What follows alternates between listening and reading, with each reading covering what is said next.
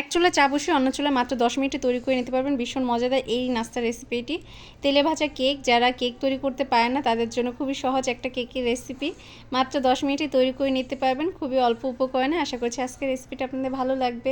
যদি ভালো লাগে অবশ্যই একটা লাইক দেবেন, না যারা এখন আমার পেজটি ফলো করেনি প্লিজ ফলো করবেন। রেসিপিটি শুরু করে নেওয়ার জন্য প্রথমে একটা ডিম নিয়ে নিয়েছি, এরপর নিয়েছি 1/4 কাপ পরিমাণ চিনি। মিষ্টিটা আপনাদের পছন্দ অনুযায়ী দিয়ে নেবেন। এবার একটা কাঁটা চামচের সাহায্যে খুব ভালোভাবে ফেটিয়ে নিচ্ছি।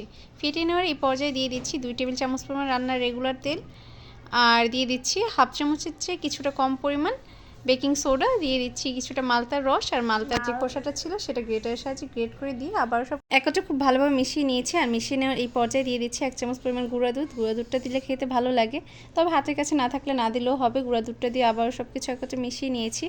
আর এর মাঝে আমি সামান্য পরিমাণ লবণও দিয়েছিলাম, সেটা দেখাতে ভুলে গেছি। এরপর দিয়ে দিচ্ছি আটা। আমি এখানে আটা দিচ্ছি, আপনারা চাইলে ময়দাও দিতে পারেন।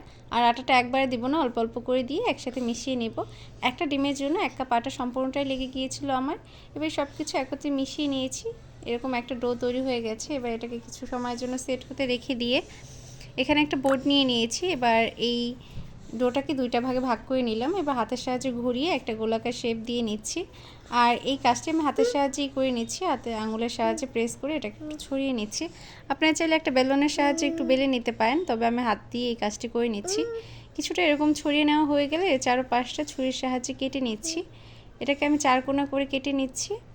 আর এই কেকটা আমি এভাবেই তৈরি করে নেব, আপনারা চাইলে অন্য যে কোনো শেপে এটা তৈরি করে নিতে পারেন। এবার ছুরির সাহায্যে আবার ওটাকে 4 ভাগ করে নেব। দেখি বুঝতে পারছেন এই কেকটা তৈরি করা কতটা সহজ। চাইলে গোলাকার কিংবা লম্বা শেপে এটা তৈরি করে নেওয়া যায়, সেটাও দেখতে খুব ভালো লাগে।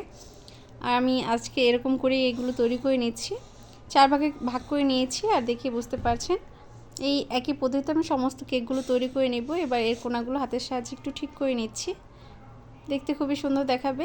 এই একই পদ্ধতিতে যখন সমস্ত কেকগুলো তৈরি করে নেওয়া হয়ে যাবে সেই পর্যায়ে ভেজে নেওয়ার পালা। ভেজে নেওয়ার জন্য চুলায় একটি প্যান বসিয়ে নিয়েছি, আর তাতে দিয়েছি পর্যাপ্ত পরিমাণ তেল। তেলটা যখন গরম হয়ে এসেছে সেই পর্যায়ে এক এক করে কেকগুলোর মাঝে দিয়ে দিচ্ছি।